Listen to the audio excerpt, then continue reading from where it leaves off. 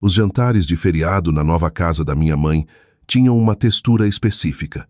Pareciam quentes por fora, velas na mesa, comida boa, o cheiro de algo assando no forno, mas por baixo de tudo corria uma corrente que eu havia aprendido a sentir no momento em que entrava pela porta. Minha mãe havia se casado novamente há 2 anos. Raul era o tipo de homem que enchia a sala com a voz antes mesmo de sua presença se acomodar. Ele tinha opiniões sobre tudo, entregava-as sem convite. De alguma forma, havia decidido bem cedo que eu era a única pessoa à mesa que mais precisava de orientação não solicitada. Ele nunca era abertamente rude, pelo menos não de maneiras que as pessoas pudessem facilmente apontar. Era mais sutil que isso. Era o tipo de condescendência que se escondia dentro de uma pergunta, que se vestia de preocupação, que te deixava diminuída enquanto todos os outros à mesa sorriam e assentiam. Naquela noite, as cadeiras estavam cheias. Minha mãe sentava à direita de Raul. A filha adulta dele, Lívia, estava diretamente à minha frente, o marido ao lado dela. 2 irmãs da minha mãe ocupavam os assentos restantes. A conversa começou como sempre começava. Leve, fácil, todos colocando o papo em dia sobre temas seguros. Eu me permiti respirar por um momento. Deveria ter imaginado melhor. Começou logo antes do prato principal. Raul pousou sua taça de vinho e olhou para mim com aquela inclinação familiar da cabeça, a que dizia que ele estava prestes a dizer algo que já havia ensaiado. Então, Thalita, disse ele, o tom deliberadamente casual, ainda nessa coisa de freelance, mantive a voz equilibrada. Sim, está indo bem. Ele assentiu devagar, do jeito que alguém assente quando já está compondo a próxima frase e não está realmente ouvindo a sua. E os clientes são consistentes. Porque eu sei que esse mundo pode ser imprevisível. Ele disse a palavra vezes imprevisível, vezes do jeito que se diz, vezes instável. Lívia sorriu sem tirar os olhos do prato. Raul costumava ser consultor, então ele sabe. Isso é diferente. Porém, continuou Raul, acenando com a mão. Eu tinha infraestrutura, suporte. Você está aí sozinha, Thalita. Isso exige um certo tipo de tolerância à incerteza. Algumas pessoas à mesa deram aquela risada baixa e cuidadosa, do tipo que não é realmente concordância, mas é covarde demais para ser discordância. Minha mãe pegou sua taça e não disse nada. Dei um pequeno aceno. E me virou. Aquilo deveria ter sido o fim. Mas Raul não era homem de saber quando parar. Eu só acho, prosseguiu ele, pousando o garfo com paciência deliberada, que em certo ponto você precisa se perguntar se o que está fazendo é uma carreira ou um mecanismo de coping. Ele sorriu ao dizer isso. Sorriu de verdade. Não há vergonha em pivotar, ir para algum lugar com estrutura real, potencial de crescimento real. Lívia inclinou a cabeça com simpatia. Ele não está errado. Eu quase segui o caminho independente depois da pós-graduação e fico tão feliz por não ter feito isso. O marido dela assentiu. Estabilidade importa. 2 das minhas tias trocaram um olhar. Uma delas disse suavemente, ela sempre foi do tipo criativa, como se aquilo explicasse algo lamentável. Raul recostou-se na cadeira, satisfeito. Exatamente. Criativa, o que é lindo, mas criativo nem sempre se traduz. A mesa seguiu em frente. Alguém encheu uma taça. Outra pessoa mudou o assunto para algo sobre a reforma da casa de um vizinho. O momento se dissolveu, absorvido pelo calor da sala, como se nada de consequência tivesse acontecido. Mas eu havia escutado cada palavra. Sempre escutava.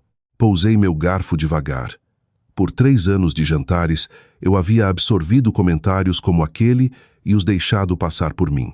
Tinha-me dito que corrigir o registro não valia a disrupção, que algumas verdades eram melhores guardadas em privado, que a opinião de Raul sobre mim não tinha relação com o que eu realmente era.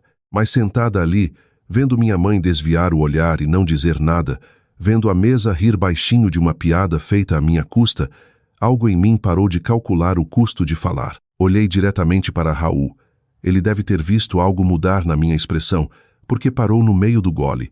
Alguma coisa na cabeça? Perguntou ele. O tom divertido. Só algo que você disse, respondi, minha voz completamente calma. Sobre criativo, nem sempre se traduzir. Ele sorriu, esperando que eu recuasse. É só uma observação. Concordei. Só que não é uma observação precisa. A mesa ficou um grau mais silenciosa. Lívia ergueu o olhar. Raul pousou a taça. Como assim? Como assim você tem descrito meu trabalho há 2 anos, como se eu estivesse pegando projetos ocasionais entre candidaturas de emprego. Parei. Não estou. Ele soltou uma risada curta e paciente, do tipo projetado para fazer a outra pessoa se sentir exagerada. Thalita, eu não estou criticando. Eu sei o que você está fazendo, disse eu, ainda baixa. Só estou esclarecendo o que eu realmente faço. Olhei para ele firmemente. A empresa que você tem chamado de minha coisa de freelance está operando há 4 anos. Eu não trabalho para clientes, Raul. Eu dirijo a empresa. Eu sou dona dela. Silêncio. Não o educado. O real em que as pessoas pararam de mastigar. Raul se recuperou rápido. Ele era praticado em recuperação. Essa é uma forma generosa de descrever uma operação solo, disse ele suavemente. Não é solo, respondi. Temos uma equipe. Temos um conselho. Temos investidores. Estendi a mão para a bolsa ao lado da minha cadeira. E tivemos nossa rodada mais recente há 6 semanas. O que você está fazendo? Perguntou minha mãe baixinho. Mostrando para ele, disse eu. Tirei o celular. Abri o documento que nunca havia pensado que precisaria usar dessa forma e o coloquei plano no centro da mesa. Ninguém se mexeu por um momento. Então Lívia inclinou-se para a frente. Seus olhos percorreram a tela. O número no topo do relatório de valuation não estava escondido, nem resumido, nem suavizado. Estava ali do jeito que números reais ficam, francamente, sem pedido de desculpas. Sua expressão mudou. Raul inclinou-se por último. Leu uma vez. Depois, quase imperceptivelmente, a cor mudou em seu rosto. Não dramaticamente. Raul era composto demais para isso, mas estava lá. Um aperto no maxilar, uma imobilidade que substituiu a facilidade que ele carregara a noite toda. Isso é, começou ele. Atual, disse eu. De 6 semanas atrás. Minha mãe encarou a tela. Thalita, disse ela suavemente. E eu não consegui distinguir se era surpresa ou culpa ou as duas coisas. Lívia recostou-se na cadeira. Isso é 8 dígitos, disse ela, quase para si mesma. Eu sei o que respondi. Ninguém falou por um longo momento. As velas ainda queimavam. A comida ainda estava quente, mas a sala parecia inteiramente diferente do que havia sido 60 segundos antes, porque a história que todos naquela mesa contavam para si mesmos sobre mim, a quieta, a incerta, a que ainda não havia se encontrado, acabara de ser desmontada sem drama. Raul endireitou-se na cadeira. Quando falou, sua voz havia perdido a autoridade fácil. Você deveria ter mencionado isso, disse ele. Olhei para ele. Deveria? Ele piscou. Teria mudado a conversa. Sim, disse eu. Teria. Peguei meu celular e o coloquei de volta na bolsa. É exatamente por isso que eu não trouxe o assunto. Minha mãe estendeu a mão e colocou brevemente a mão no meu braço. Eu não sabia, disse ela baixinho. Eu sei que você não sabia, respondi. E eu quis dizer isso sem amargura. O silêncio da minha mãe naquela mesa sempre viera da aversão a conflito, não da crueldade. Aquilo era sua própria conversa, uma que teríamos que ter em privado, honestamente, quando o público não estivesse assistindo. Raul tentou mais uma vez. Olha, eu não estava tentando te desestabilizar. Eu só estava indo pelo que eu sabia. Você estava indo pelo que você assumiu, disse eu. Há uma diferença. Lívia olhava para o prato. O marido dela não falava, havia vários minutos. As tias que haviam rido antes agora estavam cuidadosamente ocupadas com a comida, do jeito específico como as pessoas se ocupam com a comida quando querem parecer ocupadas. Deixei o silêncio pairar por um momento. Depois olhei para Raul. Você disse que criativo nem sempre se traduz, falei. Eu tenho pensado nisso. Ele encontrou meus olhos com cautela. Era só uma figura de linguagem. Talvez, disse eu, mas isso me diz algo sobre o que você acha que sucesso parece. Mantive a voz equilibrada, sem calor, sem aspereza, só honestidade. Você o imagina alto, com título, anunciado, estruturado do jeito que você entende estrutura. Parei. Mas algumas das coisas mais significativas já construídas foram construídas em silêncio, por pessoas que todos na sala já haviam subestimado. Raul não disse nada. Eu não estou brava, continuei. Quero ser clara sobre isso. Não estou aqui ensaiando algum confronto que eu estava esperando entregar. Olhei diretamente para ele. Estou te contando isso porque você sentou nesta mesa por 2 anos e me ofereceu sua correção, sua preocupação e sua avaliação. E em todo esse tempo você nunca fez uma pergunta real. Nenhuma. Ele desviou o olhar. Essa é a parte que ficou comigo, disse eu. Não as piadas. O fato de que ninguém era curioso. Virei-me brevemente para minha mãe.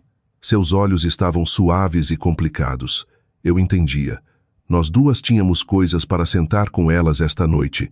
Levantei minha taça e dei um gole lento. Coloquei-a de volta sem pressa. Eu construí algo de que me orgulho, disse eu, dirigindo-me agora à mesa, não só a Raul.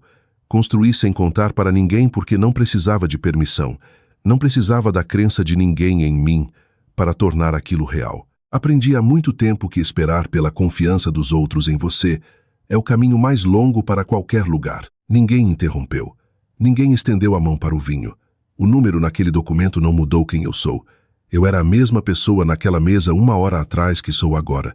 A única coisa que mudou é o que vocês sabem. Olhei ao redor devagar. E talvez o que vocês estejam dispostos a perguntar daqui para frente. Raul Pigarreu. Justo, disse ele baixinho.